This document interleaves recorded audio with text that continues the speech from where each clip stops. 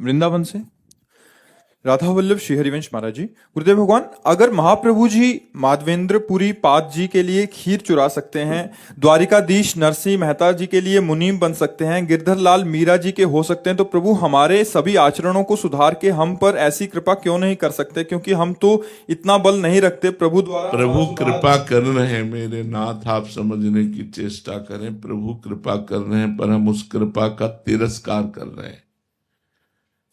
पक्का मानिए, उनके जैसा कृपालु अगाध करुणा सिंधु तो ना था, ना है, न रहेगा।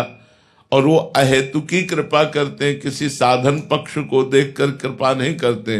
पर हमारी जैसे कोई पिलाने वाला पिलाए तो हमारी अंजुली तो परिपक्व होनी चाहिए, अंजुली तो अच्छी बंधी होनी चाहिए। अब ऐसे अंजुली बांधे तो जो आ रहा है वो ओठ तक नहीं पहुंच पा रहा, बीच में ही निकल जा रहा है।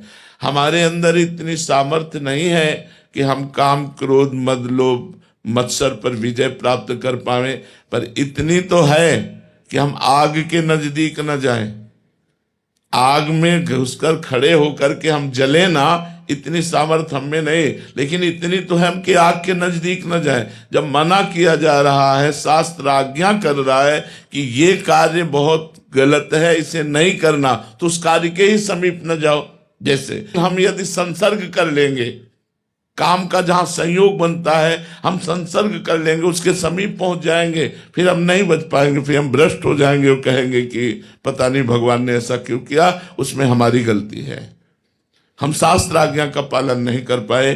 अब आगे हम संभालें, हमसे त्रुटि ना हो। ये प्राणपन से नियम जीवन में धारण करें कि कभी हम शास्त्र विरुद्ध नहीं चलेंगे तो कभी कोई बाल बांका नहीं कर सकता। माया वही आक्रमण करती है जहां हम गुरु और शास्त्र की आज्ञा का उल्लंघन करते हैं। अगर हम शास्त्र और गुरु आज्ञा का उल्लंघन न करें तो माया हमें छू नहीं सकती। सीम की चाप सके को तासु, बड़ रखवार रमापति जासु। तो बड़े बड़े जो उपासक हैं कभी कभी चूक कर देते हैं, आनंद की उमगन में आकर, अपने भजन के आनंद की उमगन में आकर के कभी कभी चूक कर देते हैं और फिर माया उनको परास्त कर देती है।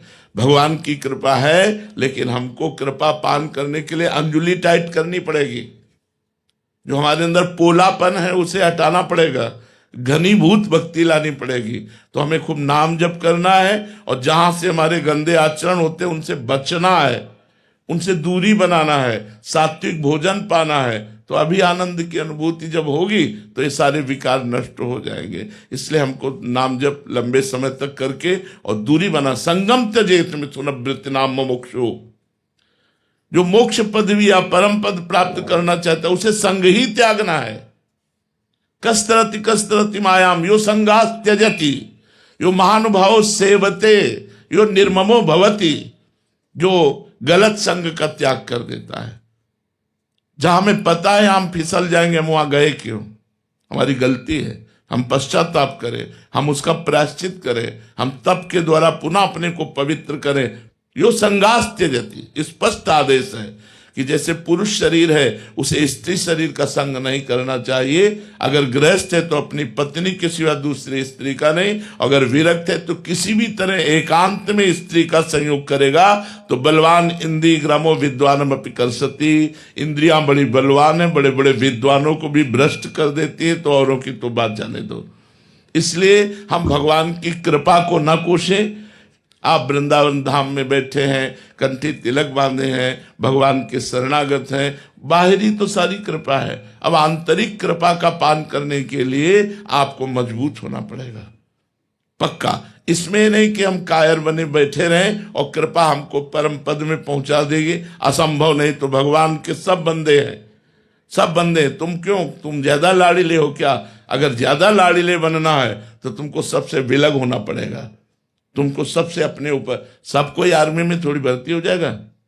आर्मी में वही होगा जो इतने किलोमीटर दौड़ सकता है, इतना उछल सकता है, उसकी एक नियमावली है। ऐसे ही भगवत पार्षद सब बन सकते हैं, लेकिन आना पड़ेगा।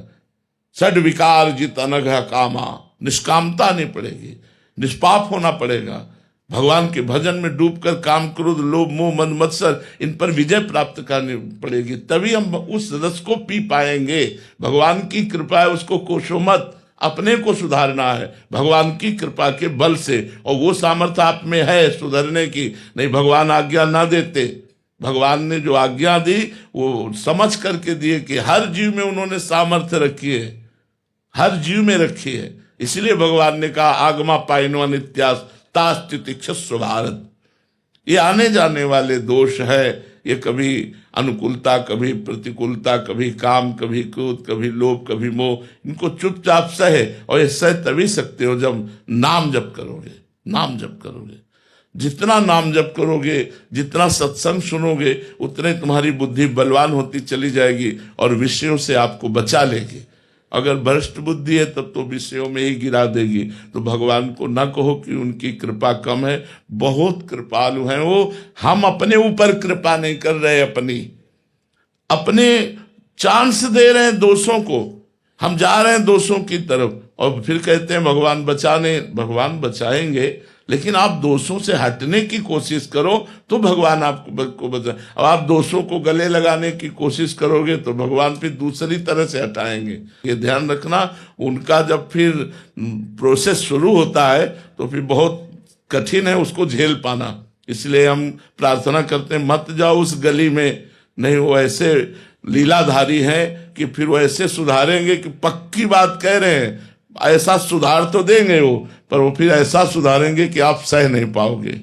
वो बहुत विचित्र खिलाड़ी। इसलिए हाथ जोड़ करके भगवान से प्रार्थना करो कि आपने जो हमें सामर्थ्य दी है, हम कोशिश कर रहे हैं, बकाया हे नाथ आप संभाल लेना, आप पकड़ लेना। तो करो सदा तिनके रखवारी, जिम बालक राखे मातारी। सुनील शर्मा जी राजस्थान से। श्री हरिवंश महाराज जी। महाराज जी, एक भक्त के जीवन में असली दुख क्या है? भगवान का विस्मरण हो जाना। भक्त का सबसे बड़ा दुख है तद विस्मरणेन परम व्याकुलतेति। भगवान का विस्मरण हो जाने पर उसे बहुत दुख महसूस होना चाहिए। त्रिभुवन की राज्य लक्ष्मी देने पर भी जो अपने इष्ट को आधे पल के लिए भी विस्मरण न करे, उसे ही महाभागवत कहते हैं। हमारे जीवन में सबसे बड़ी विपत्ति, सबसे बड़ा दुख, सबसे बड़ी हानि, सबसे बड़ा कलंक यही होगा कि हम अपने प्रभु को भूल जाएं। इससे बड़ा दुख नहीं होगा। वो घड़ी, वो क्षण, वो दिन, वो समय हमारे जीवन में कभी ना आवे कि हम अपने प्राण प्यारे को कभी भूले। उनकी याद में, उनकी स्मृति में जो लाभ है उससे बढ़कर कोई लाभ नहीं है। हानि हरिवंश के नाम अंतर पड़े, लाभ हरिवंश उच्चत बानी।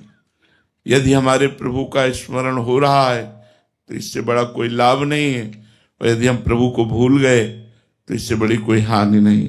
तो भक्त का सबसे बड़ा दुख है